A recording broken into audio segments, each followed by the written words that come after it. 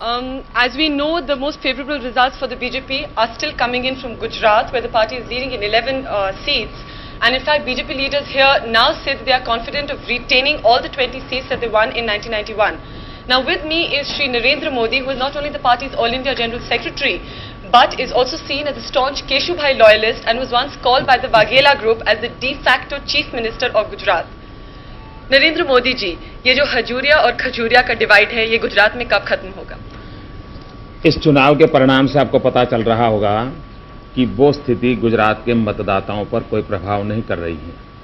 कुछ सीमा तक उस कठिनाई को हम फेस कर रहे हैं, लेकिन कुछ दिन पहले जैसे अटल जी ने कहा था कि गुजरात भाजपा को ग्रहण लग गया है, मुझे लगता है इस चुनाव के बाद उस ग्रहण से हमारी मुक्ति हो जाएगी। पर मोदी जी, गुजरात में अब की बारी का सबसे लोएस्ट वोटर टर्नआउट रहा है, तो ये क्या डिसिडेंट्स के साथ एक सिनिकल एटीट्यूड नहीं है? जी नहीं, इस लोएस्ट टर्नआउट का कारण सबसे बड़ा ये है कि चुनाव के मैदान में कांग्रेस में कोई दम ही नहीं था, और जब प्रतिस्पर्धी में कोई ताकत नहीं होती है तो लड़ाई का मजा नहीं आता है। मजा नहीं आता है तो लोगों में उत्तेजना नहीं आती, तो वोटिंग टर्नआउट में भी कठिनाई आती है। मोदी जी, गुजरात में जो इनफाइटिंग की स्थिति है वो काफी सीरियस है। पिछले 2 दिनों में ही वाघेला जी की एक रैली पे पथराव हुआ था और वीएचपी और आरएसएस के साधुओं ने उनके अगेंस्ट प्रोटेस्ट निकाला था।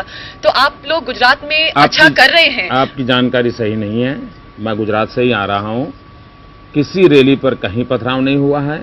आरएसएस के कोई साधु होते नहीं हैं, विश्व हिंदू परिषद के भी साधु नहीं होते हैं, लेकिन कुछ संत नाराज थे क्योंकि वाघेला समर्थक के कुछ बंधुओं ने ऐसा बयान कर दिया था जिससे उनको बड़ी चोट पहुंची थी, बिलो बेल्ट अटैक कर दिया था, उसके कारण वो बड़े नाराज होकर के कोई एजिटेशन कर दिया था। लेकिन संघ और वीएचपी के लोगों ने समझा करके उस एजिटेशन को वापस करवाने में सफलता मिली। मोदी जी, संघ ही के कुछ लोगों ने वाघेला जी के लिए एक टर्म यूज किया था, उन्होंने कहा था कि he is a traitor to the real meaning of Hindutva. Do you agree with this? ऐसा है कि ठीक है, कुछ बार लोगों ने ये कहा है क्योंकि बीजेपी की सरकार जिस ढंग से चल रही थी और सितंबर की जो घटना हुई है तो बहुत गहरा आघात लगा है, लोगों को लगा है, कार्यकर्ताओं को लगा है, जनता को लगा है, तो ये स्थिति तो है ही है। केशव भाई जी का क्या रोल है गुजरात की पॉलिटिक्स? देखिए, इस पूरे चुनाव के ही वो जो स्टार कैंपेनर, और केशव भाई ने मेरी जानकारी के हिसाब से कोई 230 स्थानों पर दौरा किया है, और इस चुनाव के विजय में केशव भाई का रोल बहुत बड़ा महत्वपूर्ण है। Is only a leader nowadays in Gujarat. Is he going to come back as chief minister? Well, ये तो मेरा विषय नहीं है, वो पार्लियामेंट्री बोर्ड का विषय है, वो तय करेगा। पर आप एक बात बताइए कि ये जो गुजरात में इनफाइटिंग है, is this not reflective of the larger divide between the BJP?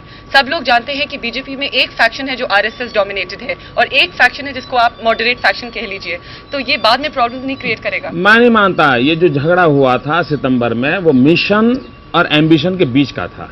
ये कोई आरएसएस नॉन आरएसएस वाला झगड़ा नहीं। और मिशन किसकी थी? देखिए, एम्बिशन का संबंध आपको मालूम है, जिसको ओवर एम्बिशन हुआ उसमें से मुख्यमंत्री बनने के सपने वाघेला जी से है। जी, मैं किसी व्यक्ति के नाम की आलोचना कभी करता नहीं हूँ। अच्छा, मोदी जी धन्यवाद। बहुत बहुत धन्यवाद प्रणय जी। Pranoy, Vinod, any questions for Mr. Modi? No, Barkha. I think you've asked all of them, Barkha. Yeah.